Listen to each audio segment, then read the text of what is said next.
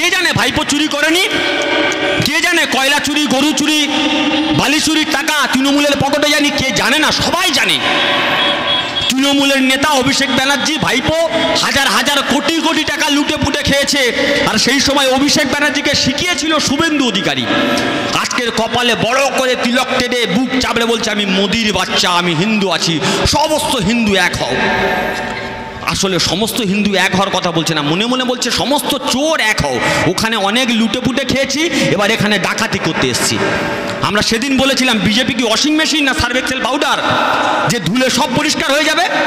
কালকে যে শুভেন্দু অধিকারী তৃণমূলে থাকার সময় চোর ছিল, যে মুকুল রায় তৃণমূলে থাকার সময় গুন্ডা ছিল, সেই শুভেন্দু, সেই মুকুল, সেই অর্জুন বিজেপিতে যাওয়ার পরে ধোয়া তুলসী পাতা হয়ে গেল, সাধু হয়ে গেল। কেন? ওটা কি সার্ফ এক্সেল না সবে ওয়াশিং মেশিন যে দিলে সব পরিষ্কার হয়ে যাবে? কোনো উত্তর বিজেপির কাছে নেই।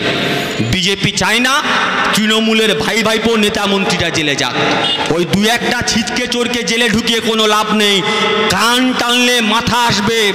আমরা বলেছি মাথাকে টানতে হবে, আর মাথা নবান্নের 14 তলা বিল্ডিংয়ে বসে আছে, মাথা কালীঘাটের টালির বাড়িতে বসে আছে। মাথাকে টানুন, এমনি কান চলে আসবে। ওরা মাথা ধরে টানবে না। তৃণমূলকে বাঁচিয়ে রাখতে হবে। তৃণমূল না বাঁচলে বিজেপি বাঁচবে না। এখানে ছোট 1 টাকার কয়েন চলে, ছোট 1 টাকার কয়েন চলে। তৃণমূলের অবস্থা হয়েছে ছোট 1 টাকার কয়েনের মতো। মার্কেটে আছে কিন্তু লোক বলছে এই জিনিস চলবে না। তৃণমূলের অবস্থা হয়েছে।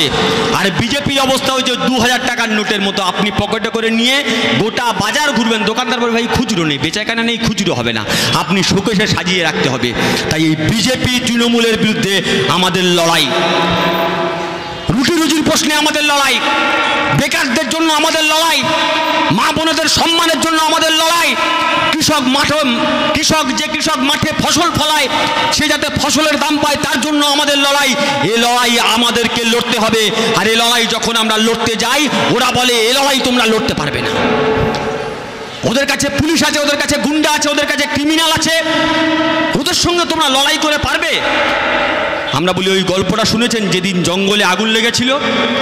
জঙ্গলে সবচেয়ে বড় প্রাণী হাতি জঙ্গল ছেড়ে পালিয়ে যাচ্ছে।